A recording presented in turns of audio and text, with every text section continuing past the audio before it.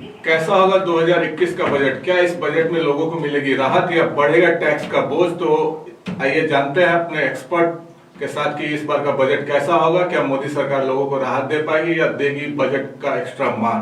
तो हमारे साथ इस पैनल में मौजूद है विशाल जैन, जो कि सीए है और जीएसटी के एक्सपर्ट भी। इन्होंने 2 किताबें भी लिख डाली है जीएसटी के ऊपर।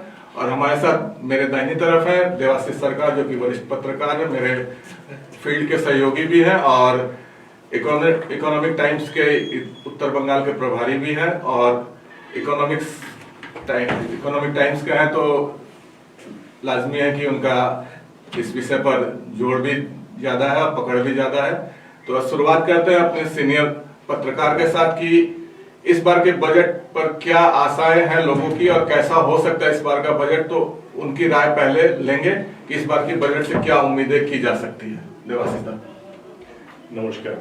देखिए, सबसे पहले तो हम ये बताएं कि इस बार की बजट होने जा रहे हैं हमारे सरकार के लिए एक बड़ी चुनौती, बिकॉज पिछले एक साल का जो सेटबैक, पिछले एक साल का जो ग्लोबल सेटबैक सबको फेस करना पड़ा, इसको तो टच करना पड़ेगा, एडजस्ट करना पड़ेगा। बात रहा आपका एक्सपेक्टेशन एंड एक्सपेक्टेशन फुलफिलमेंट का, कोई भी सेटअप तो कभी भी किसी की एक्सपेक्टेशन फुलफिल नहीं कर सकते। हमारे एक्सपेक्टेशन रहते हैं कि अगर मेरा इनकम टैक्स जीरो हो जाए और इनकम इनफाइनाइट लेवल का हो जाए तो सबसे अच्छा होगा जी, लेकिन वो तो होने वाला है नहीं। तो कुल मिला के हमारे डिस्कशंस में डेफिनेटली दैट विल कम, सारी चीज आ जाएगा। लेकिन आपको मैं एक सिंगल सेंटेंस में ये बता सकता हूँ कि this is going to be very tough job for our finance minister to address this situation, क्योंकि ना तो इस बार का बजट सिर्फ एक प्लानिंग होगा, इस बार का बजट होगा रीबिल्डिंग एक्सरसाइज।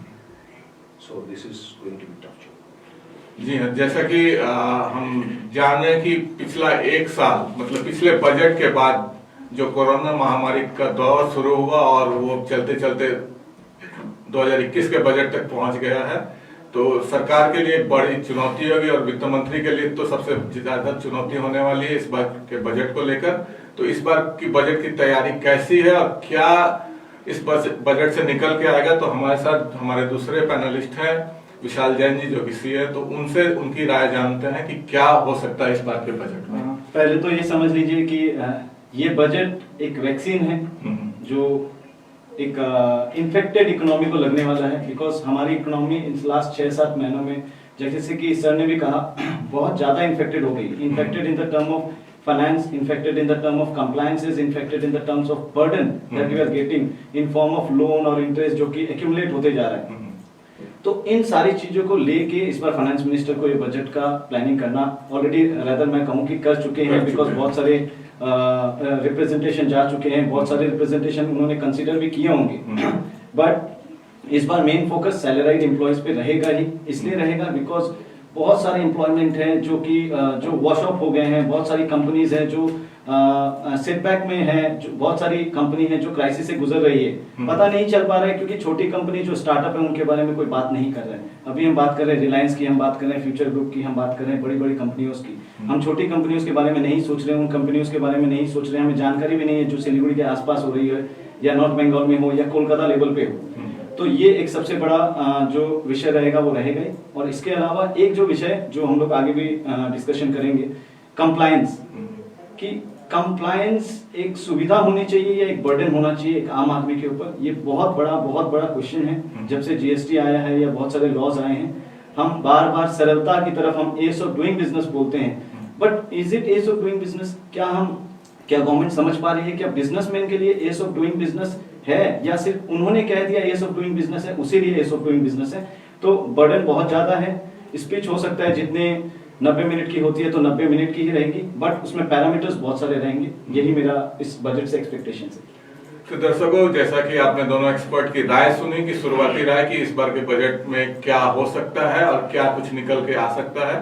जैसा कि दोनों एक्सपर्ट ने बताया कि इस बार का बजट बहुत ही टफ होने वाला है सरकार के लिए भी और वित्त मंत्री के लिए भी, क्योंकि हमें मालूम है और जो रिपोर्ट्स है हमारे पास उसके हिसाब से पिछले वर्ष के पहले तिमाही में जो ग्रोथ रेट था वो लगभग -23% से ज्यादा रहा है। मुझे जो मेरे पास जो डेटाबेस है आपने उसके सही हिसाब बताया, से 23.9% नेगेटिव ग्रोथ था नेगेटिव ग्रोथ था फर्स्ट क्वार्टर में। उसके बाद से इसमें धीरे धीरे सुधार हुआ है और आईएमएफ ने भी अपने हालिया बयान में कहा कि नेक्स्ट फाइनेंशियल ईयर में ग्रोथ रेट कुछ ऊपर आएगा, लेकिन वो तो समय ही बता पाएगा कि क्या होने वाला है। तो चलिए चर्चा की शुरुआत करते हैं कि इनकम टैक्स के मोर्चे पर सरकार क्या कुछ कर सकती है या कुछ क्या निकल के आएगा। प्रमोद जी, आपको एक बात मैं पूछूं? हाँ जी पूछिए। देखिए, as a journalist we are more trained on asking questions, Yes. Not in answering questions. तो अगर आपसे कोई सवाल पूछे कि प्रमोद जी, आपका इनकम अगर 10 टाइम्स बढ़ा दिया जाए और उसमें टैक्स अगर ट्वाइस कर दिया जाए, तो कौन सा आप अप्रिशिएट करेंगे? Don't want to appreciate this whole scenario जहाँ पर इनकम 10 टाइम्स हो जाए और टैक्स डबल हो जाए, इवन 5 टाइम्स भी टैक्स हो जाए। तो देखिए, एवरी बजट एक सवाल आम जनता से कॉमन एक क्वेश्चन रहता ही है कि टैक्स रिलीफ बढ़ेगा या नहीं। बट देखिए, टैक्स रिलीफ बढ़ने से टोटल रिलीफ बढ़ता नहीं है। इन्फ्लेशन, अगर इन्फ्लेशन को कंट्रोल में रखा नहीं गया, आपका कॉस्ट ऑफ लिविंग अगर बढ़ जाता है, साल भर में आपका कॉस्ट ऑफ लिविंग बढ़ता है 5 लाख रुपए और आपका इनकम टैक्स रिलीफ में आपको एक्स्ट्रा एडिशनल बेनिफिट मिलता है 50,000 रुपए, तो क्या फर्क पड़ता है? क्या बेनिफिट होगा? 50,000 का नुकसान।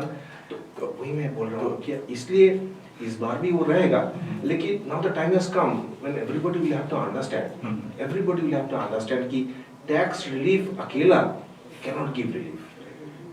देवाशीष, हमारे बजट में हर बार ये सवाल रहता है कि इनकम टैक्स में क्या रिलीफ मिलेगा, क्या एक्स्ट्रा मिलेगा, लेकिन इस बार ये सवाल इसलिए ज्यादा मायने रखता है क्योंकि हम एक महामारी के दौर से निकल के आए हैं जो अभी भी पूरी तरह से कंप्लीट नहीं हुआ है। तो लोगों को राहत की एक्सपेक्टेशन ज्यादा रहेगी इस बार, क्योंकि उनका जो भी जमा पूंजी था वो इस कोरोना काल में निकल चुका है, मैक्सिमम वॉश आउट हो चुका है, फंडिंग जो भी था, इसलिए लोगों की एक्सपेक्टेशन ज्यादा रहेगी। और इसमें मैं एक एडिशन जोड़ना चाहूंगा, क्या इसमें सैलरीड जो पर्सन है उनके लिए क्या कुछ स्पेशल कुछ रहने की उम्मीद है क्या? देखिए, आप जहाँ पर बोले ना कि एक महामारी के चलते everybody they have exhausted their savings, और ये बात सही है। सो विद द गवर्नमेंट, घर में कभी किसी आफत आ जाता है तो इंडिविजुअली एवरीबॉडी सफर करते हैं, at the same time the whole family suffers. तो नेचुरली नेक्स्ट ईयर और नेक्स्ट टाइम में जो फैमिली के जो प्लानिंग होता है उसमें हर एक आदमी को थोड़ा थोड़ा एक्स्ट्रा सफरिंग्स लेना पड़ता है। तो इस बार अगर सरकार ने बोले कि since we had to pass through this bad situation for last 1 year, so this year is going to be tougher for all of us, everybody. उसमें तो खराब कुछ नहीं गवर्नमेंट बोल ही सकता है। लेकिन आप मान लीजिएगा कि पिछले 1 साल हमारे लिए आपके लिए खराब जाने के बाद इस साल अगर फिर से टफ होता है तो और भी टफ होगा। दैट इज व्हाई मैं बोल रहा हूँ कि एक गवर्नमेंट को रिस्पॉन्सिबिलिटी बनता है अपना सिटीजन्स को रिलीफ देना, एट द सेम टाइम बनता है कि सरकार का इनकम एक्सपेंडिचर को बैलेंस में रखना। ठीक है, ये दोनों बैलेंस करना इस बार का बजट के लिए वेरी टफ है। Governments financial situation is also not that good, it is also, आपने खुद बताया है कि 23.9% जीडीपी का डिग्रोथ था। उसके बाद 7.5% सेकंड क्वार्टर में आया है, पूरा साल अगर हम लोग देखेंगे तो 7.7%। ठीक है, तो उस हिसाब से अगर रखेंगे, इस बार ने इकोनॉमिक सर्वे रिपोर्ट आया है, एनए प्रेडिक्शन आया है कि 11% हमारा एक मैनेज होगा, but that too in GVA. ठीक है, नॉट इन जीडीपी, बिकॉज हमारा कैलकुलेट करने का हिसाब हमने थोड़ा सा चेंज किया, जीडीपी एंड जीवीए। तो इतने आंकड़े में हम जितना डीप जाएंगे हम जा ही सकते हैं, हम लोग कर सकते हैं।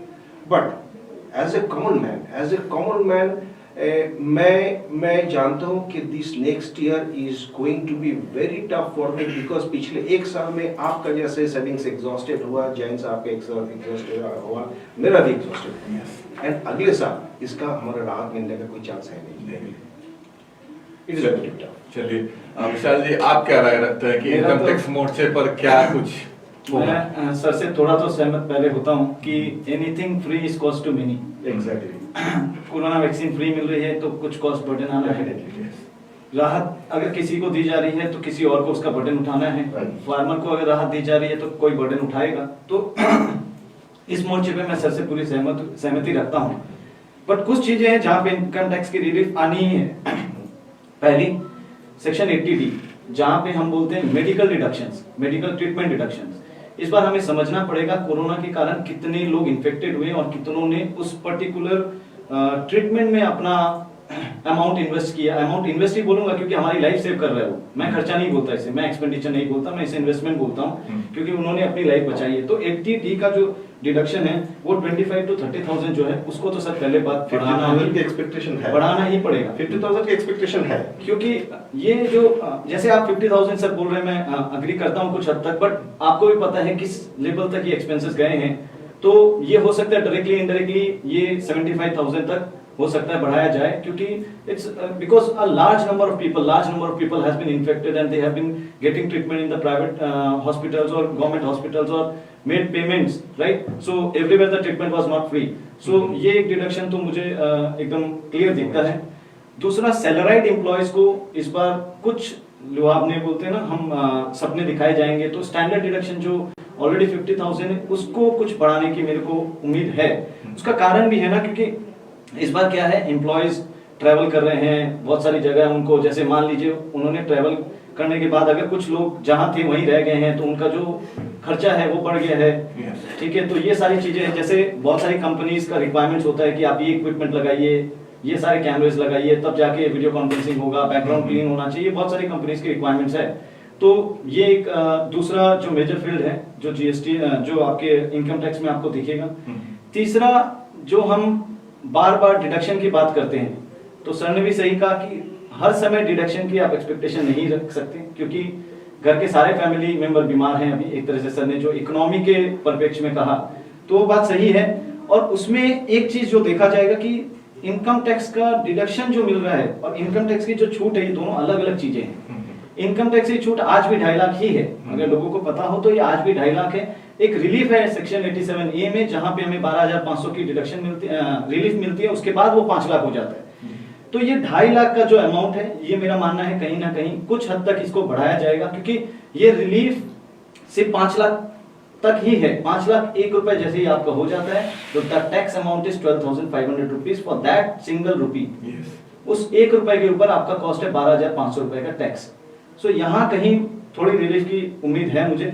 और इसके अलावा तो जो प्रिवेंटिव हेल्थ केयर स्कीम है, जिसमें 5,000 का डिडक्शन है कि प्रिवेंशन लेने के लिए अगर कोई भी तरह से हो। और एटीसी के बारे में अगर मैं बताऊं तो 2014 से इसमें कोई भी चेंजेस नहीं आया है, किसी भी तरह का चेंजेस नहीं आया है। तो इसमें एक बड़ी रिलीफ आने की 100% उम्मीद है। और ये पूरी इंडस्ट्री की और लोगों की अपेक्षा है कि एटीसी में डिडक्शन दिया जाए। 2014 के बाद ये रिवाइज नहीं हुआ। सर ने बोला कि इन्फ्लेशन तो बढ़ते जा रहा है, इन्फ्लेशन में चेंजेस आते जा रहा है, what about ATC? So ATC का डिडक्शन एक मेजर डिडक्शन आएगा। चलिए हम आगे बढ़ाते हैं चर्चा को, लेकिन जो भी हम सवाल करेंगे दोनों पैनलिस्ट से आग्रह रहेगा कि कोरोना महामारी का जो दौर पिछले फरवरी से शुरू होकर जनवरी 2021 में हम पहुंच चुके हैं, तो उसको ध्यान में रखकर ही उसका जवाब मुझे मिले तो बेहतर होगा, क्योंकि लोग नियम कायदों को कानूनी पचड़ों को टैक्स के झमेलों को उतना साधारण इंसान नहीं समझता है। वो चाहता है कि उसे राहत मिले, जैसे भी हो उसे राहत मिले। और इसमें सबसे बड़ा तबका जो है मिडिल क्लास का है। हर बार मिडिल क्लास खाली हाथ ही रहता है बजट में। तो देवाशीष दा, मिडिल क्लास के लिए क्या रहेगा? कुछ इस बार भी क्या खाली हाथ ही रहना पड़ेगा पिछले साल के कोरोना महामारी के नाम पर? नहीं, आपने जहाँ पर आपने बोला क्या मिडिल क्लास खाली हाथ ही रह जाता है, मैं इसके साथ संपूर्ण सहमत नहीं हूँ। ऐसा नहीं है कि मिडिल क्लास को कभी कोई रिलीफ मिलता है, लेकिन ये पर्सपेक्टिव के ऊपर में डिपेंड करते हैं किसको कितना। देखिए एक क्लॉज आएगा, एक सिस्टम होगा, तो किसी के लिए बहुत ज्यादा रिलीफ होगा, किसी के लिए कम रिलीफ होगा, ये तो होगा। नहीं, मैं बीच में आपको रोक रहा हूँ, क्योंकि जितने भी बजट हम देखते आए हैं, जब से हम एनालिसिस कर रहे हैं, जब से हम पत्रकारिता के दौर में, तब से ही एनालिसिस कर रहे हैं, ये मानकर ही चले, कॉर्पोरेट को बहुत कुछ मिलता है, जो बिलो पॉवर्टी लाइन है उनको बहुत कुछ मिल जाता है, लेकिन मिडिल क्लास जो है हो सकता है, जो मेन टैक्स पेयर है उनको उस हद में, मतलब जो उनका टैक्स का दायरा है, जो वो टैक्स पे करते हैं उस हिसाब से उनको उस लेवल में कुछ रिटर्न नहीं मिलता। प्रमोद जी कुछ सारे चीजें, ये पैंडेमिक सिचुएशन के टाइम में कुछ सारे चीजें और भी उभर के आया है। हम थोड़ा सा बाहर निकलते हैं, इंडियन बाउंड्री के बाहर अगर थोड़ा सा निकल चलते हैं, तो at this very moment world का सबसे अमीर आदमी एलन मस्क, उनका नेटवर्थ ग्रोथ हुआ है पिछले 1 साल में मोर देन 5 टाइम्स। ठीक है, हम कंट्री में वापस आते हैं, हमारे कंट्री का रिचेस्ट मैन, उनका नेटवर्थ इस पैंडेमिक सिचुएशन में ग्रोथ हुआ है 4 टाइम्स। ठीक है, तो पैंडेमिक सिचुएशन सबको पूरा बनाया ऐसा नहीं है। ठीक है, रदर इकोनॉमिक डिवाइड को इसने बढ़ाया। क्यों बढ़ाया, अच्छा हुआ बुरा हुआ, वो तो एक्सपर्ट्स का बात है, मैं एक्सपर्ट नहीं हूँ। मैं ऑब्जर्वर हूँ, मैं देखा ये हुआ है, इसलिए जो किसी का तो गेन हुआ, किसी का लॉस हुआ। Now the thing is government needs to think कि इस इकोनॉमिक डिवाइड को कितना, किस दूर तक, किस हद तक इसको गैप को छोटा किया जा सकता है। देखिए, और एक मेजर डिवाइड डेवलप कर चुका है पिछले 1 साल में। आपने बोला कि डिस्कशंस को ये पैंडेमिक सिचुएशन के साथ अलाइड रखने के लिए, ठीक है, वो बेटर होगा, फाइन। इस पैंडेमिक सिचुएशन ने और एक चीजें डेवलप कर दिया, that is digital divide. Major digital divide हुआ है। देखिए, communication is the key for any economic growth. Communication, not in virtual, real and virtual both. इसलिए ब्रिटिशर्स के जमाना में टेलीग्राफ, पोस्ट एंड रेडियो का इतना डेवलपमेंट हुआ था, किया गया था, राइट। आज का जमाना में we can not ignore digital communication. So physical communication, roadways, rails and digital communication, ठीक है, ये तीनों का बैकबोन जो है, इसको सही मायने में स्ट्रॉन्ग करना है। अभी देखिए क्या होता है, ये इंफ्रास्ट्रक्चर तो बन रहा है, लेकिन हम लोग देखते रहते हैं, बट किस दूर तक ये ग्राउंड लेवल पहुंचता है। 15th फरवरी से एनी हाईवे में, एक छोटा सा एग्जांपल, 15th फरवरी में ऐसे एक हाईवे में, किसी हाईवे में आपको टोल टैक्स देना है, तो आपको ऑनलाइन पे करना, उसके specific system, let us not name that, किया गया है, गवर्नमेंट ने मैंडेटरी किया है, करना पड़ेगा, fine, it is a very convenient system, very good. बीचों बीच क्या रखा गया है, if you pay in cash you will have to pay double. Don't you think this is very funny? Cash pay करेंगे तो हमको डबल देना पड़ेगा, why this penalty? Now the thing is, this comes on each and everybody. Government must be having lot many other income avenues। इसी को income Avenue बनाना, इस type का जो कंपेल्ड इनकम, किसी को कंपेल करके इनकम करना, मेरे ख्याल say that should not be the approach at least in next 1 year. ठीक है, मतलब इस मोर्चे पर सरकार को थोड़ा सोच विचार करना चाहिए। डेफिनेटली सोच विचार करना चाहिए। तो first one is communication, next is the public expenditure on education.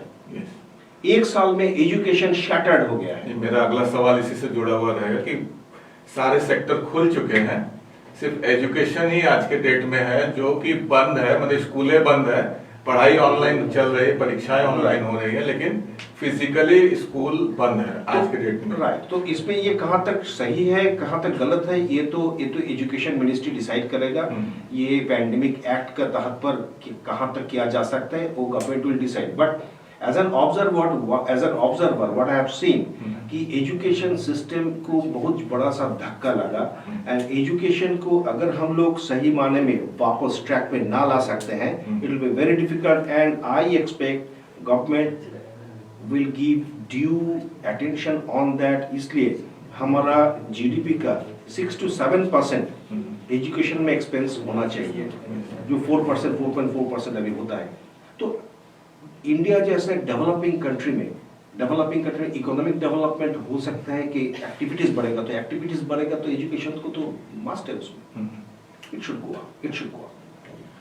Vishal ji, school की बात जब निकली है तो मेरा जो अगला सवाल स्कूल से रिलेटेड ही है। जैसा कि मैंने कहा कि सभी सेक्टर्स ऑलमोस्ट खुल चुके हैं, स्कूलें बंद हैं, ऑनलाइन क्लासेस चल रहे हैं, एग्जाम्स ऑनलाइन हो रहे हैं, तो आपको क्या लगता है कि स्कूल के मोर्चे पर सरकार को फास्ट निर्णय करके इसको खोलने की तरफ आगे बढ़ना चाहिए, या क्या अभी भी वेट करना चाहिए, क्योंकि स्कूल में बच्चे जाएंगे तो वहाँ पे इन्फेक्शन का ज्यादा चांस रहेगा। लेकिन जो रिपोर्ट्स हैं कोरोना को लेकर फिलहाल वो तो काफी बहुत ही कम हो चुका है मामला, तो आंकड़ा काफी कम है आज के डेट में।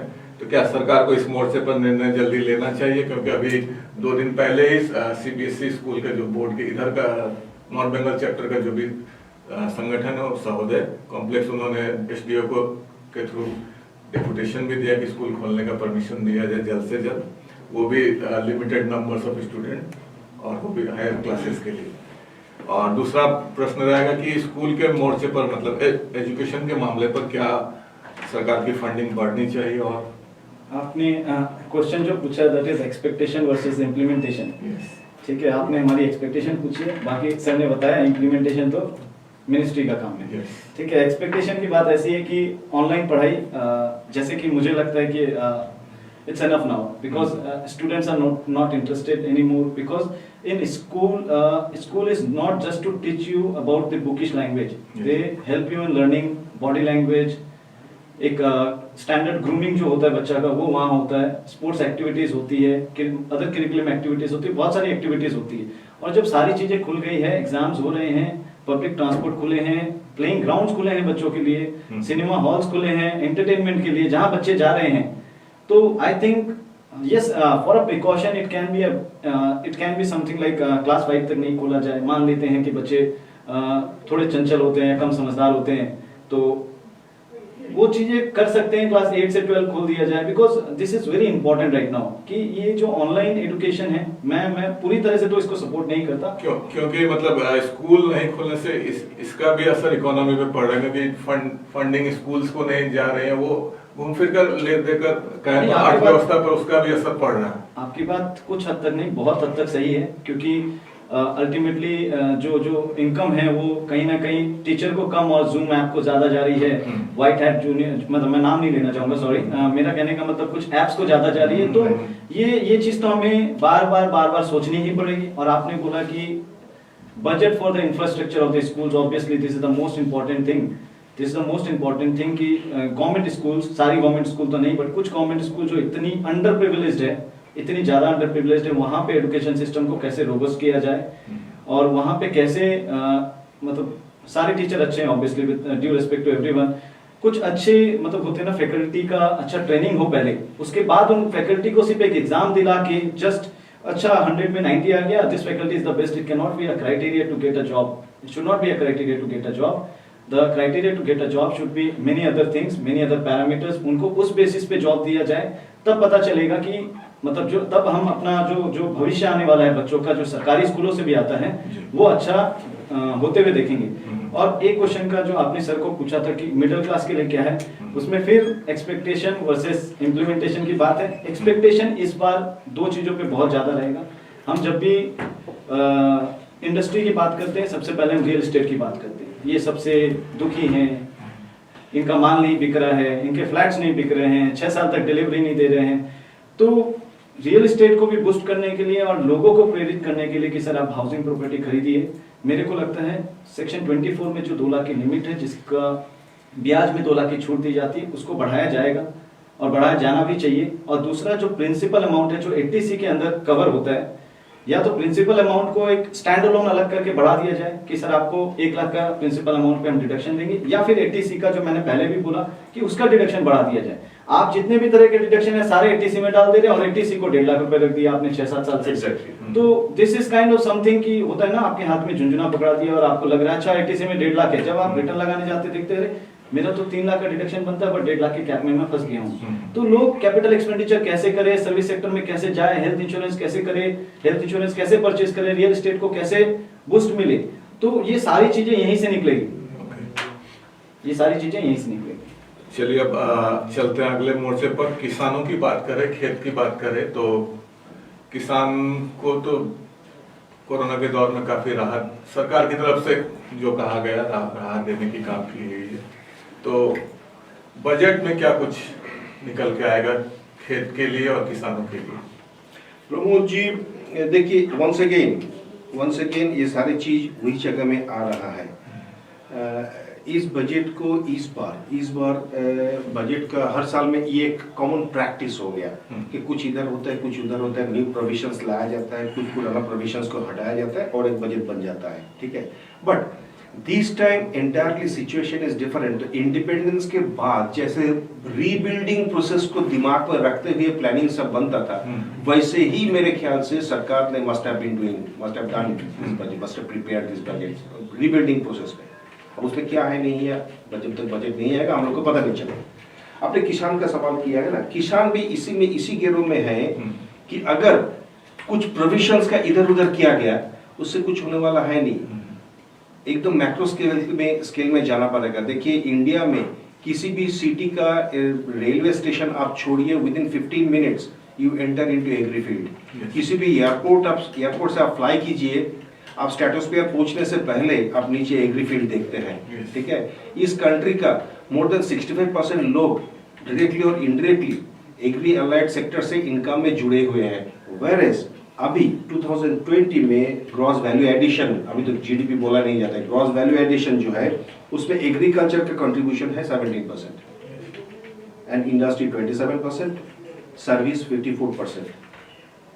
आप बोलिए इसमें यही अगर हम लोग 2017 का फिर आंकड़े लेते हैं जब तक वो जीडीपी का हिसाब से दिया गया था स्टैटिस्टिक्स, उसमें सर्विस था 61%, एग्रीकल्चर 15%। तो 15-17 एग्रीकल्चर जो कंट्री का लायंस शेयर वर्कफोर्स को फीड करता है, that sector itself earns the lowest, ठीक है। तो कंट्री का मोस्ट ऑफ द पीपल इसका पास तो परचेस कैपेसिटी नहीं है, तो कंट्री का मेजॉरिटी पीपल के पास अगर परचेस कैपेसिटी नहीं रहेगा तो बाई करेगा कैसे? नहीं, तो सवाल यही है क्या जो नहीं मुझे खत्म करने दीजिए। वो अगर नहीं परचेस कैपेसिटी को हम अगर नहीं बढ़ाते हैं तो कुछ नहीं होने वाला है। एंड मेरे ख्याल से सरकार ने इसको दिमाग में रखते हुए ही सारी चीज करते हैं कि कॉमन मास का परचेस कैपेसिटी बढ़े।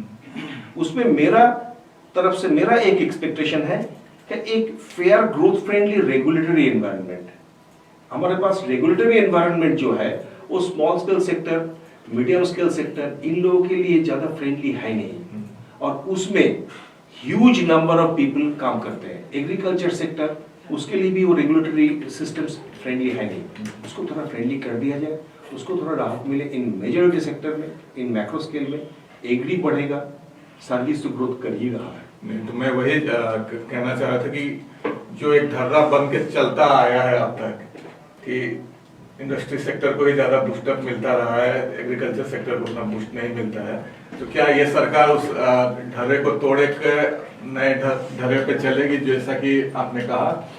क्या उस पे सरकार काम करेगी? Agriculture should enjoy much higher level of true attention, not that कि एग्री अलाइड सेक्टर में हमने इतना लोन घटा दिया, लोन का इंटरेस्ट रेट घटा दिया, बट दिस टाइप का फाइन प्रोविजंस कुछ भी हो।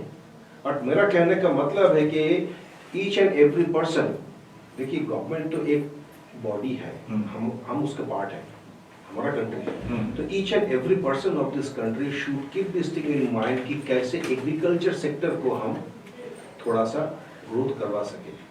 बट वेल मेरा ये जो मैंने बोला इसका साथ जो एग्रीकल्चर सेक्टर का जो मूवमेंट चले उसका कोई रिलेशनशिप है नहीं, ढूंढना भी नहीं चाहिए। विशाल जी, आपकी राय? मैं तो मिडिल क्लास की बात कर रहा था, तो I was saying expectation versus implementation, मतलब झगड़ा है। पर आप जब किसानों की बात कर रहे हैं तो it's always expectation is equal to implementation. आप कितना भी एक्सपेक्ट कीजिए, किसानों के लिए तो होना ही है ना सर। क्वेश्चन आपका इससे पहले जो था, मिडिल क्लास खाली रह जाता है, तो किसानों के लिए तो आप कितना भी बोलिए। मैं ये टॉपिक जैसे कि सर ने बोला, मेरा भी कुछ लेना देना नहीं है जो प्रोटेस्ट चल रहा है उससे, बट आप कुछ भी एक्सपेक्ट कीजिए ना, कल वही दिखेगा आपको। When you talk about agricultural sector, you talk about 1,000 crores, 10,000 crores, 15,000 crores, whatever you say, आप इंटरेस्ट सब्सिडी बोलिए, इंटरेस्ट सबवेंशन बोलिए, आप जो भी सारी चीजें बोलिए, किसानों को ये रात वो सारी चीजें मिलेगी सर। इसके अलावा आप क्या चाहते हैं उसके ऊपर डिपेंड करते हैं। क्यों? क्योंकि सर ने जैसे बोला कि आपने 10,000 करोड़ दे दिया, वो 10,000 करोड़ का यूज फार्मर कैसे करे ये कैसे पता चले? वो किस किस दायरे से उसके पास आएगा, किस किस मतलब तरीके से उसके पास आएगा। मैंने पैसे तो दे दिए जाते, पर जटिलता इतनी बना दी जाती है कि किसान उसका इस्तेमाल नहीं करता। तो देखिए सर, लेयर्स है, जटिलता का लेयर्स है। आप फार्मर को ट्रेनिंग देनी पड़ेगी कैसे अपने प्रोडक्ट को ब्रांडिंग की जाए। अरे वही टमाटर आप 10 रुपए में बेच रहे हैं, वही टमाटर 100 रुपए में लोग लेने क्यों मतलब एकदम रेडी हैं। कुछ छोटे छोटे उद्योग जो हैं वो अचार बेचते हैं 100 रुपए केजी, वही अचार 400 रुपए केजी विदाउट ऑयल बोल के बेचा जाता है। कैसे होता है ये ब्रांडिंग उनको सिखानी पड़ेगी, किसानी उनको आती है। स्किल डेवलपमेंट की तरफ सरकार को ज्यादा ध्यान देना है। किसानी नहीं सिखा सकती क्योंकि वो किसानी में वो जो प्रोड्यूस करते हैं उसमें वो एक्सपर्ट्स हैं ऑलरेडी उस फील्ड में। उन्हें तो ये सिखाना है कि वो जो प्रोड्यूस कर रहे हैं उसको कैसे ब्रांडिंग करके बेचा जाए। तो ये सारी जो चीजें हैं, क्योंकि आप किसान के लिए एक्सपेक्टेशन मत रखिए सर, बिकॉज उसके लिए एक्सपेक्टेशन रखने के लिए पूरी गवर्नमेंट है, पूरा विपक्ष उसके लिए है। तो उसके लिए मुझे लगता है हमें चिंता करने की जरूरत नहीं है। बहुत सारे लोग हैं जो उनके लिए चिंता कर रहे हैं। इसीलिए मेरा सवाल निकल के आया था मिडिल क्लास के, लेकिन इसकी चिंता न सरकार करती है न विपक्ष करता है। फंस जाता है मिडिल क्लास और उनके हाथ लगता कुछ है नहीं। तो चलिए ये तो हो गया आपका कृषि सेक्टर। अब चले थोड़े हेल्थ सेक्टर की भी बात कर लें। तो हेल्थ सेक्टर की तरफ आपका क्या नजर रहेगा कि इस बजट में क्या कुछ निकल के आ सकता है? मैं बस वही पॉइंट्स बताना चाहूंगा जो मुझे लगता है कि आना चाहिए, आएगा क्या पता नहीं। पहला तो मैंने ऑलरेडी बोला कि 80D में एक अच्छा डिडक्शन दिया जाए कोविड को ध्यान रखते हुए भी, और फ्यूचर में लोग अपनी हेल्थ के लिए कैसे प्रिवेंटिव रहे उसके लिए भी, कैसे वो ज्यादा से ज्यादा मेडिक्लेम्स और इन तरह के फायदों को अपने लाइफस्टाइल में इन्वॉल्व करे, अपने खर्चे में इन्वॉल्व करे कि हाँ हमें एक मेडिक्लेम लेना जरूरी है। पहली चीज ये क्योंकि इससे क्या होगा ना, इंश्योरेंस सेक्टर भी ऑब्वियसली बूस्ट होगा, उनको भी एक अच्छी टर्नओवर मिलेगी। दूसरा कि जो इंश्योरेंस कराते हैं उस पे 18% का GST है, इसके बारे में भी गवर्नमेंट को सोचना चाहिए। क्योंकि ये this is not luxury that somebody is enjoying, this is something which is necessary, which is necessity. So इस बारे में जरूर सोचना चाहिए, इसका GST कम हो, जबकि मुझे बजट में इसकी कोई होप 1% भी होप नहीं दिखती है। बट ये एक बहुत वाजिब डिमांड है कि जो इंश्योरेंस हम करवाते हैं हेल्थ और हेल्थ से रिलेटेड, उसका जो भी अगर उस पर कोई भी तरह का GST है उसको रेट कम किया जाए। और इसके अलावा स्टार्टअप्स, जो हेल्थ सेक्टर में स्टार्टअप्स हैं उसको किस तरह से बैकअप मिले, किस तरह से नए नए ऐप डेवलप हो सके कि किसी भी, अभी क्या होता है ना, छोटी सी अगर बीमारी है तो लोग हो सकता है कि बगल वाले फार्मेसी के पास जाके एक टैबलेट ले लेते हैं विदाउट प्रिस्क्रिप्शन और एनीथिंग लाइक दैट, कि जो अलाउड है वो। बट कुछ ऐप ऐसे ऐप हो सकते हैं अभी भी डेवलप हो, बट उनका गवर्नमेंट को सपोर्ट ऐसा मिले ताकि वो हर लोगों के पास हो कि कोई भी मेडिकल इमरजेंसी आए तो he can directly contact, he can मतलब अगर आप आज सेवक रोड में खड़े हैं और आपको किसी हॉस्पिटल में पहुंचना है, इट टेक्स टाइम। मतलब टेक्निकली हमको और एडवांस टेक्नोलॉजी में कैसे हम एडवांसमेंट कर सकते हैं, इसके लिए गवर्नमेंट का सपोर्ट मिले। इसके लिए ये सब बिजनेस भी हो, ऐसा नहीं कि ऐप बना दिया और पीछे उनको इतने सारे कंप्लायंसेस के साथ जूझने पड़ रहे हैं, चाहे वो GST, इनकम टैक्स हो, कंपनीज एक्ट हो, उसके अलावा P टैक्स हो, लोकल सरकार जो स्टेट गवर्नमेंट के टैक्सेस हैं उसके साथ जूझना पड़े, वो भी नहीं हो। ये सब बिजनेस हो तब जाके वो हेल्थ सेक्टर की जो आप बात कर रहे हैं उसको ग्रोथ मिलेगा। आपका क्या कहना रहेगा? एकदम मैं सहमत हूँ उस तरीके से। देखिए इसमें साथ में और एक चीज मैं ऐड करना चाहूँगा कि हेल्थ केयर सेक्टर एक बहुत टेक्निकल सेक्टर है, उसमें स्किल डेवलपमेंट का बात जहाँ तक है ना, वहाँ पर रिसर्च एंड डेवलपमेंट का बहुत इंपॉर्टेंस है। इस R&D में हम लोग कितना स्पेंड करते हैं? हम लोग पूरा कंट्री के बजट का पूरा हमारा GDP का 0.8%, 0.7% हम खर्चा करते हैं हम रिसर्च एंड डेवलपमेंट, ठीक है। वरना हमारे पास तो स्किल्स बहुत है। एंड एक ऐसा भी है कि हम यहाँ पर कंज्यूम कर नहीं सकते, इसलिए right brains, technical brains flow होकर जाते हैं बाहर, ठीक है। तो हम अगर यहाँ स्पेंडिंग उस सेक्टर में बढ़ाए तो वर्किंग एनवायरनमेंट, वर्किंग एरिना का डायमीटर बढ़ेगा, तो हम वहाँ पर ज़्यादा ब्रेन्स को कंज्यूम कर पाएंगे, यूटिलाइज करवा सकेंगे, एंड उसका आउटपुट भी निकल के आएगा डिफरेंट सेक्टर्स में। अभी विशाल जी ने बताया एप्लीकेशंस के बारे में, सही माने में उसका यूसेज भी बढ़ रहा है, बढ़ना चाहिए। आरोग्य सेतु किसने सोचा था कि इतना यूज्ड होगा, right? But at the same time what about the backbone? क्या होता है ना कि एक पुला बना दिया जाता है, लेकिन ये सोचा नहीं जाता कि पुला का नीचे का जो पिलर है वो सही माने में है या नहीं, क्योंकि ऊपर से पुला ही दिखता है, पिलर दिखता नहीं है। तो बैकबोन सही है या नहीं। जिस दिन से वैक्सीन स्टार्ट हुआ है, कोविड वैक्सीन स्टार्ट हुआ है, उस दिन से हम लोग देखते आ रहे हैं कि उसके एप्लीकेशंस को लेके कुछ ट्रबल्स चल रहे हैं, हो सकते कुछ टेक्निकल इश्यूज है। मेरे ख्याल से इस सब चीज को जितना ज्यादा घटाया जा सकता है उतना ही अच्छा है।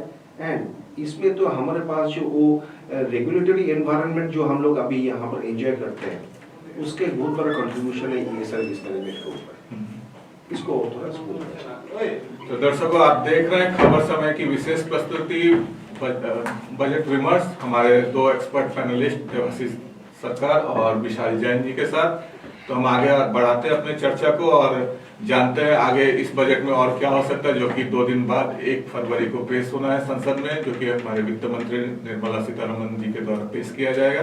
तो क्या कुछ निकल के आएगा बजट में, हमने कुछ विषयों पर चर्चा की है और भी विषय है हमारे सामने जिस पर हम चर्चा करेंगे। तो देवाशीष दा, रेलवे जो कि अब इस बजट का हिस्सा हो चुका है, पहले अलग हुआ करता था लेकिन अब रेलवे भी इस बजट का हिस्सा, तो इस रेलवे के लिए क्या कुछ देखते हैं आप बजट में? अब रेलवे का बात जहाँ तक किया है, तो मैं एक कंज्यूमर के हिसाब से एक कॉमन आदमी होने के नाते my first expectation will remain, since now almost everything has come back to normalcy. So railway में जो सिस्टम चालू किया गया था कि कोविड के टाइम में बहुत सारे ट्रेन्स का नाम चेंज करके उसको कोविड स्पेशल बना के उसका फेयर को डबल कर दिया गया था। इसको कहते हैं, इसको हम कहते हैं कि कंपेल्ड एक्सपेंडिचर, कंपेल्ड इनकम और compelled expenditure, what expenditure from my side, income from government side. Government could ask कि आपको 2% ज्यादा देना पड़ेगा because this is your contribution to the service. तो हो सकता ही था, लेकिन नहीं, ये ट्रेन को खत्म करके दूसरा ट्रेन बना के उसका डबल कर दिया गया, इमीडिएटली डबल कर दिया भाड़ा। मेरे ख्याल से ये सारे जो little bit of non transparent things है उसको ट्रांसपेरेंट कर दिया जाए, बैक टू नॉर्मलसी होना चाहिए। नेक्स्ट रेलवे सर्विस में, railway is a service, railway had never remained as a profit making organization in the country because that maintains the communication and communication is the backbone for all other growths. ठीक है, तो railway को फिर से उसका अपना service का जो रूप है उसमें लाया जाए। उसमें भी रेलवे लॉस नहीं करता था। फॉर एवरी 100 रुपये earning railway used to spend around 98 रुपये 97 रुपये। तो स्पेंडिंग भी था, अर्निंग भी था, दोनों में एक मार्जिन रेलवे का रहता था। तो वही मेरे ख्याल से उसी शेप में रेलवे को फिर से लाना चाहिए and more emphasize should be on the backbone, underground backbone, like track develop करना, ट्रैक स्ट्रेंथन करना, इलेक्ट्रीफाई करना, देन इंट्रोड्यूसिंग न्यू ट्रेन्स। ठीक है, तो ये सब थोड़ा बहुत। तो आपको क्या लगता है कि इस बजट में जो पहले परिस्थिति थी कोरोना के पहले, वो क्या वापस आ पाएगी रेलवे के मामले में? आई डोंट नो, विशाल जी ने बोला कि एक्सपेक्टेशन एंड जो तो वो क्या देंगे गवर्नमेंट, क्या अलाउ करेंगे, वो तो महामान्य सरकार को पता है। लेकिन हम एज ए कंज्यूमर हम उम्मीद रखते हैं कि हो गया बहुत। अब घर में जब आग लगता है ना, तो घर में जब आग लगते है तो बाबूजी आके सब हम लोग को कहते हैं, भाई लोगों को, सब भाई को कहते हैं कि थोड़ा तुम लोगों को कष्ट लेना पड़ेगा, लेकिन सबसे पहले का कष्ट बाबूजी ही लेते हैं।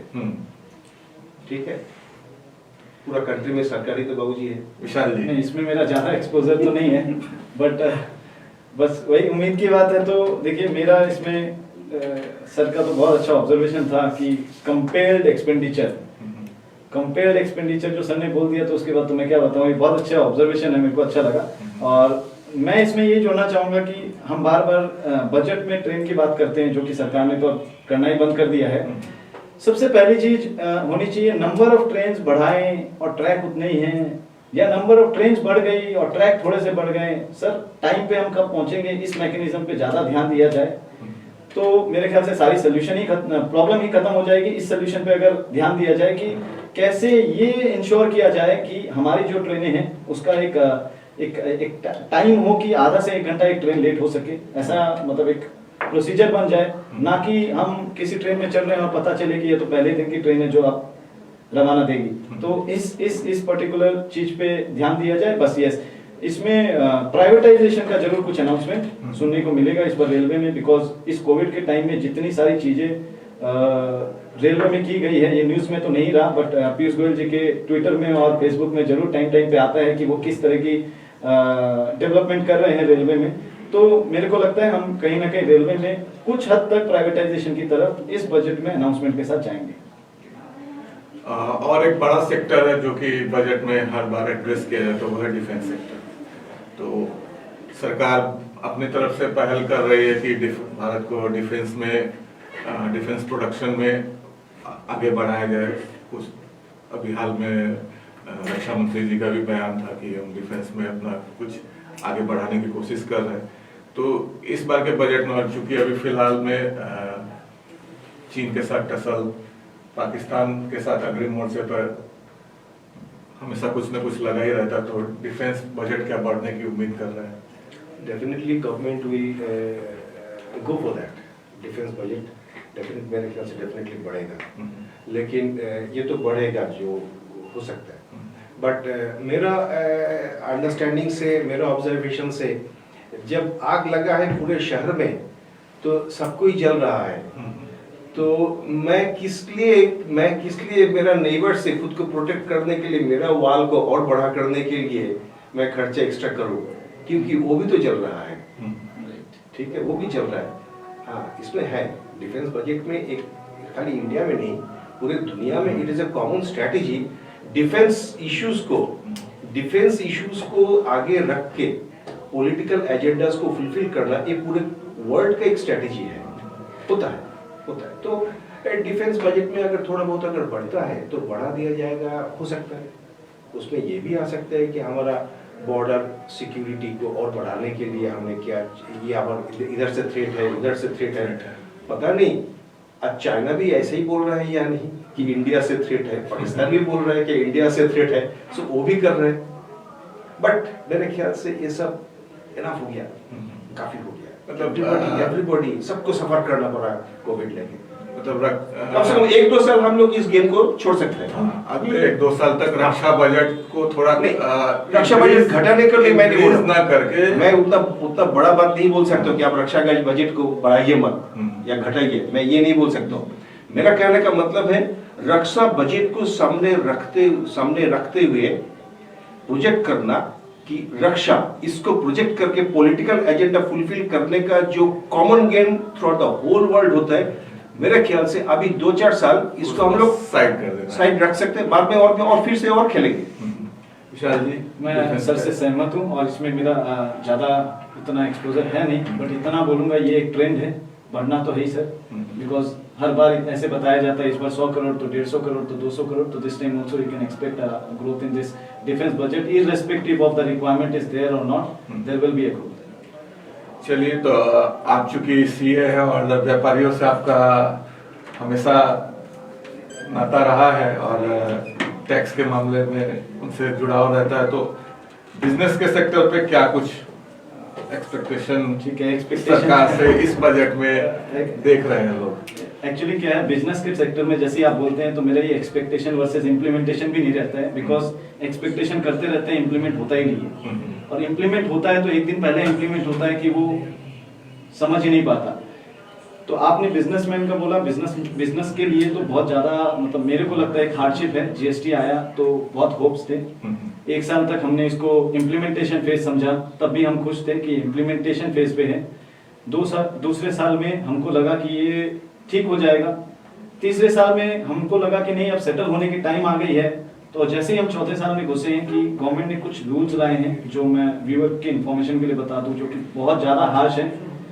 रेगुलर बिजनेसमैन से obviously being a chartered accountant हमारा कन्वर्सेशन होता है, उनकी प्रॉब्लम भी समझते हैं, सोल्यूशन भी जितनी हम कर पाते करते हैं। कुछ रूल्स मैं जस्ट बता देता हूँ। एक 36(4) है, एक 16(4) है, एक 17(5) है। सिंपल भाषा में अगर समझाऊं तो एक सेक्शन में बोला गया है कि आप सामने वाले से टैक्स देके कुछ सामान लेके आ गए, आपने टैक्स तो पेमेंट कर दिया सर, अगर सामने वाला रिटर्न नहीं लगाता है, उसका बेनिफिट हम आपको नहीं देंगे। सर ये टेक्नोलॉजी एडवांसमेंट में बहुत अच्छा लगता है, बट जिस तरह से लोग सफर कर रहे हैं इस पर्टिकुलर प्रोविजन के कारण, मैंने सर से अगर कुछ सामान खरीदा है और सर मान लीजिए कोई कारणवश बिकॉज ऑफ मेडिकल ग्राउंड और any other ground he is unable to file that particular return, does that mean I am not getting the input? इसके कारण मुझे वो फायदा नहीं हो रहा है। तो आप समझ के देखिए कितना बड़ा वर्किंग कैपिटल ब्लॉकेज एक तरह से हो रहा है। दूसरा, ऑटोमोबाइल इंडस्ट्री को भी थोड़ा सा बूस्ट करने के लिए और इंडस्ट्री को भी थोड़ा सा खुश करने के लिए मोटर व्हीकल में इनपुट अलाउ नहीं है। मोटर व्हीकल में जो आप टैक्स देके लाते हैं उसका बेनिफिट आपको अलाउ नहीं है। ये भी एक इंट्रोडक्शन होना चाहिए, बहुत जरूरी है। तीसरा है कि गवर्नमेंट ने बोला to curb the fraudsters we are imposing 1% cash payment on the people who are innocent. Yes. Who is innocent? Who is not innocent? Like हम तो इनोसेंट का मतलब वही समझते हैं जो रेगुलर टैक्स पेमेंट करते हैं, उतना इनोसेंट गवर्नमेंट के लिए काफी है, ठीक है। और गवर्नमेंट ने बोला कि उन लोगों के लिए हम ये मैंडेट करेंगे। हो सकता है इसमें बहुत कम वर्ग के लोग आएंगे, हो सकता है सिलीगुड़ी लेवल पे बहुत कम परसेंटेज के लोग आएंगे, but just to curb the chances of fraud, somebody who is regularly complying, you are saying कि आपको 1% कैश देना पड़ेगा। So this sections are something very harsh. So इस पे बहुत ज्यादा जोर देने की जरूरत है, नहीं तो बिजनेसमैन का जो सेंटिमेंट्स है वो बहुत ज्यादा खराब है अभी। इसके लिए बहुत सारे जो सेक्शंस मैं बता रहा हूँ रिकमेंडेशंस गए हैं, रेगुलर रिकमेंडेशंस गए हैं, बट इसकी सर 1% भी सुनवाई नहीं है। तो ये इस विषय में मैं आपसे जानना चाहूंगा, क्योंकि आपका एक फोरम है सीए का, तो उनकी तरफ से, आपके फोरम की तरफ से क्या सरकार को सर रिगार्डिंग हर इशू पे हमारी तरफ से दिल्ली हमारी जो मदर बॉडी है वहीं से रिकमेंडेशन जाता है, ब्रांच वाइज नहीं जाता है। तो वो हर इस तरह की दिक्कत के लिए रिकमेंडेशन जाते हैं। बहुत सारी अदर ऑर्गेनाइजेशन जो बहुत अच्छा बिजनेसमैन की प्रॉब्लम को गवर्नमेंट के बीच एक ब्रिज है, वो लोग भी पहुंचाते हैं रेगुलर, बट उसकी कोई सुनवाई आज तक अभी तक तो लग नहीं रही है। बाकी बिजनेस विशाल जी ने कवर कर चुके हैं, लेकिन उसके साथ हम इतना ही बोल सकते हैं कि देखिए businessman, traders, they are also not out of the society. ठीक है, सोसाइटी के अंदर में है, पूरा सिस्टम जब सफर कर रहा है तो उनको भी सफर करना है। अगर एक बिजनेसमैन को कितना भी रिलीफ दिया जाए ना, कि उनको कितना भी रिलैक्सेशंस दे दिया जाए ना, कि उनके पास कस्टमर अगर नहीं है तो बिजनेस कहाँ से है? ठीक, अगर किसी के पास परचेस कैपेसिटी नहीं है तो कौन होगा कस्टमर? फिर वापस वहीं पे हम लोग चले जाते हैं। एंड जहां तक विशाल जी ने एकदम सही माने में कुछ रेगुलेशंस के बारे में बताया, वही हमने पहले बताया था कि growth friendly regulatory system, growth friendly regulatory system होगा। रेगुलेशन क्यों किया जाता है? रेगुलेशन किया जाता है ताकि एक जो दे रहा है उसको भी सहूलियत हो, जिसको मिल रहा है वो उसको भी सहूलियत हो।